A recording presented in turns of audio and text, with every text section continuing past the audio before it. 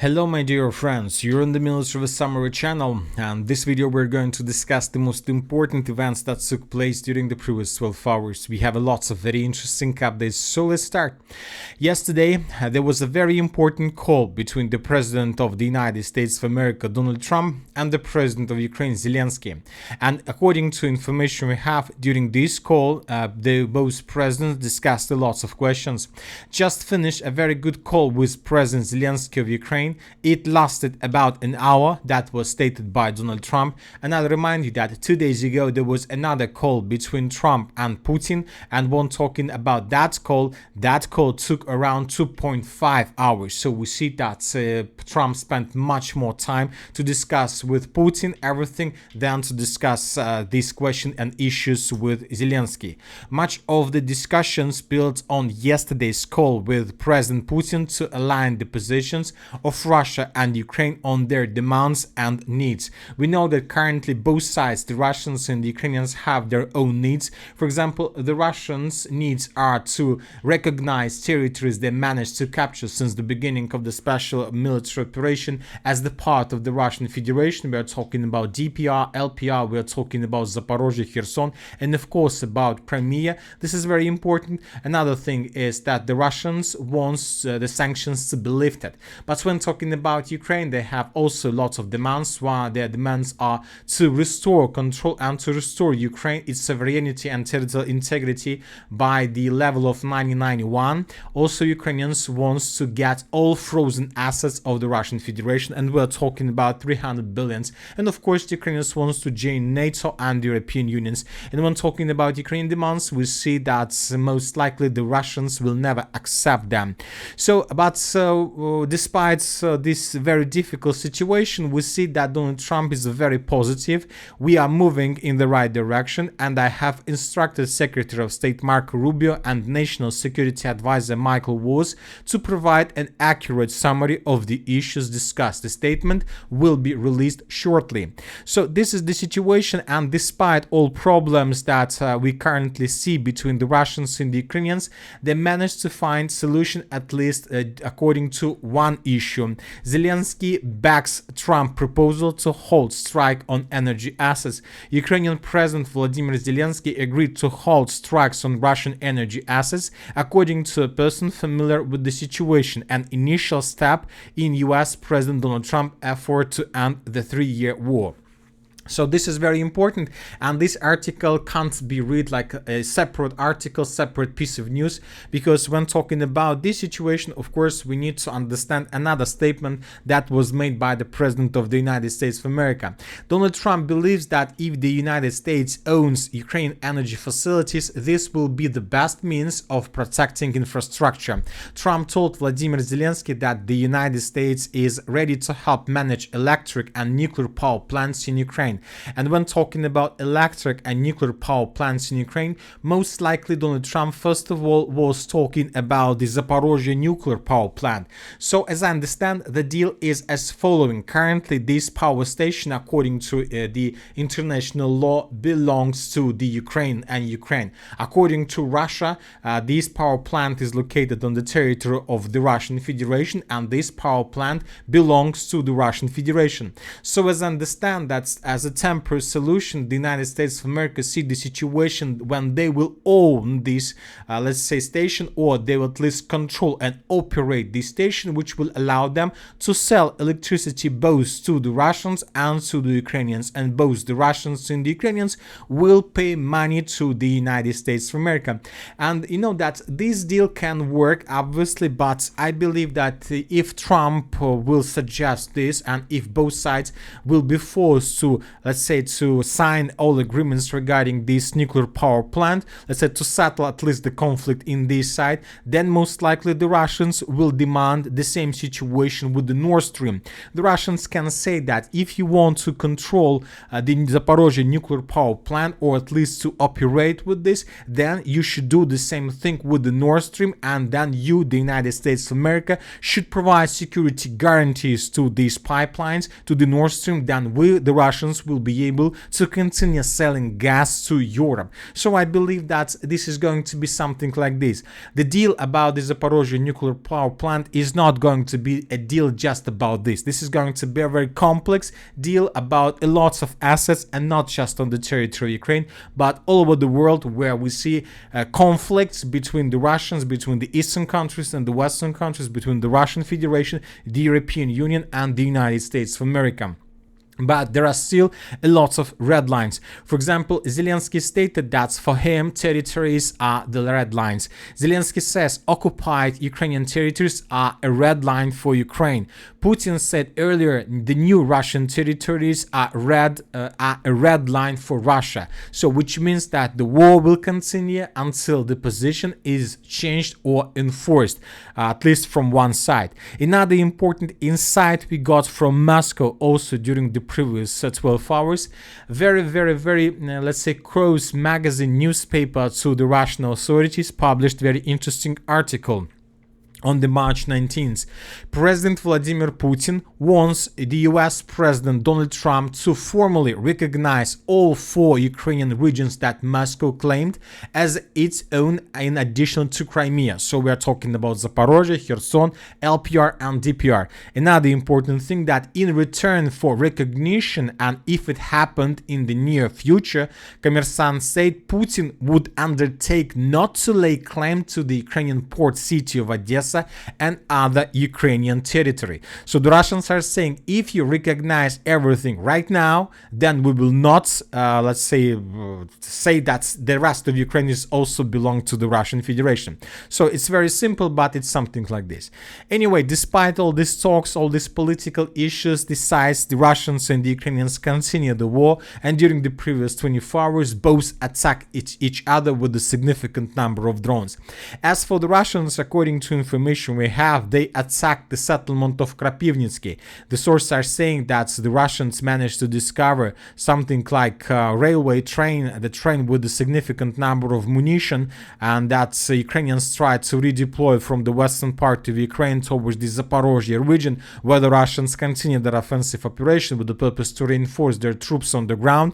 But the Russians managed to discover this train in the area of the settlement by the name of Krapivnitsky, and then the Russians began bombing and attacking this territory. The source reported that there were up to 30 explosions heard from this area, which most likely means that the Russians managed to destroy the entire train, and most likely the Ukrainians in the Zaporozhye direction that were waiting for these reinforcements would not receive anything, which most likely will boost Russian offensive operation exactly in this direction. On the other side, the Ukrainians attacked the territory of the Russian Federation, but the Ukrainians were attacking the city of Engels. This is a very important city where the Russians have airfield, and using this airfield, the Russians attack the territory of Ukraine with missiles from different strategical aircrafts, and the Russians send drones also from this territory. So the Ukrainians bombed and attacked the settlement, and there were also a lot of explosions. The Ukrainians are saying that they managed to destroy several warehouses, and also the Ukrainians added that exactly from this airfield the Russians launched their drones that attacked the settlement of Kremenchuk, where we discussed explosions a minute ago. So we see that both sides are not going to give up, they continue the war. So now let's move to the ground and let's discuss what's happened during the previous 24 hours. And probably the most important update is that the Russians began spreading the information between their Telegram channels, their sources and so on, that for the first time since the beginning of the special military operation, the first F-16 of the armored forces of Ukraine was brought down. The Russians are saying that they managed to discover this F-16 with Su-35, and the Russian Su-35 managed to target this aircraft, and then Su-35 provided additional coordinates to the S-400 air defense system, and S-400 brought down the first Ukraine F-16. As for now, we don't have, of course, any proofs, but this is the piece of news we got today. When talking about the ground, probably for the first time for the previous 3 days, we have adjusted the map in the Russian favor, and we adjusted the map in the area of this small forest. This information was provided, by the way, also by the neutral mappers, and of course we have geolocation. In this video we can see see how one of the Russian commanders was controlling Russian forces, soldiers that were moving in these fields, and he was coordinating this offensive operation. So all these soldiers, all these units were trapped, were recorded exactly in this point. Based on this video, we have adjusted the map. Another video came to us from Rubanshchina. In this video, we can see a Russian vehicle that was entering the settlement of Rubanshchina. We see some fire, we see lots of destroyed vehicles, abandoned trophies, and so on. The Russians entered the village, and the author says that everything behind him was already secured. So based on this video, we have adjusted the map, at least this small pocket in the vicinity of Kazachia Loknya. So we believe that this contested area is already under complete Russian control, but let's wait for additional geolocations. We got another video published by the Ukrainian side, and here we can see let's say the border place along the border between the Russian Federation and the Ukraine, where the Ukrainian soldier was trying to move from Russia to Ukraine. And we see also a lot of destroyed vehicles that were abandoned by the Ukrainians when they were retreating. So the battle for this territory is coming to an end, but there are still a lot of job to do. The Russians from their side continue publishing a lot of videos with trophies they managed to capture. Now let's move further. A few words about clashes on the Belgorod direction. The third day started since the beginning of Ukrainian attempt to break through the border and to answer the territory of Demidovka and Grafovka. Today, the Ukrainians sent several more vehicles, but all of them were also destroyed by the Russian drones. So we see that Ukrainians are not even changing their tactics in their attempts to attack. They're just sending troopers, they're just sending vehicles, and they're just suffering losses. That's it.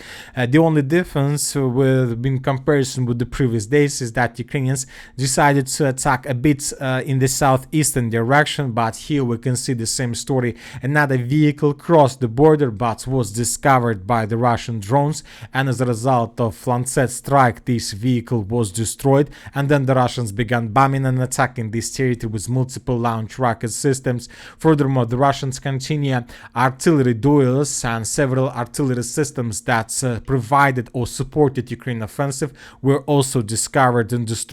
A bit further in the southern direction, the Russians attacked and bombed the settlement of Krasnopilya. So this is probably the area where the Ukrainians have temporary deployment points, ammo depots, warehouses that Ukrainians use to support their forces during offensive operation in the direction of Belgorod. So we see now the Russians are pummeling this territory with the purpose to slow down Ukrainians and not to allow them to continue all these offensives.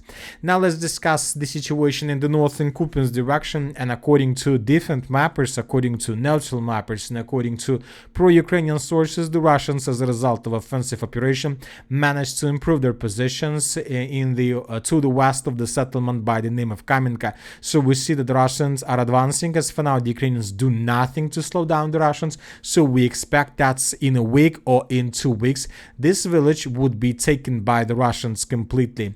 Now let's move further and let's discuss the situation in the Kupiansk direction. If you remember, yesterday we talked about very interesting and weird source from the Russian side, Operational Space, who provides lots of updates, lots of information about the activities of the group of forces West. And yesterday we talked that according to this pro-Russian resource, the Russians already answered the settlement of Yampol. So we see the gap. Indeed, we see the gap, and the gap is huge with the reality and with the things that we can see from different mappers and different sources. And today the same source published another interesting article, and according to this article, the Russians have already entered the settlements of Tishinkova and the settlement of Kondrashovka. So summarizing everything, as for the beginning of the 20th of March, according to several pro-Russian resources who claims that they have connections with the group of forces West, the Russians managed to answer these territories. Obviously, we can see the same thing. A very huge gap between the positions that were geolocated or provided us by different mappers and the thing that this source tell us. So telling the truth, I'm not saying that this source is lying. I'm just trying trying to understand why there is such a big gap, and why nobody else give us updates about the situation, the same as this pro-Russian resource. So very interesting. We will continue our investigation. Now let's move further and let's continue with the city of Toretsk. Today we continue receiving updates from the northern part of Toretsk. We got several more videos that confirm the Russian control over the settlement, over the mine. This is very important. We have additional confirmation that the Russians improved their positions further in the northern direction. So we continue receiving updates that tell us that the Russians indeed managed to take lots of territories and to force Ukrainians to fall back from the northern part of the settlement. And several updates we received from the South Donetsk direction. The Russians improved their positions in the village of Novinka, and the Russians managed to improve their positions in the village of Uspenovka. So nothing special, but the Russians continue their offensive.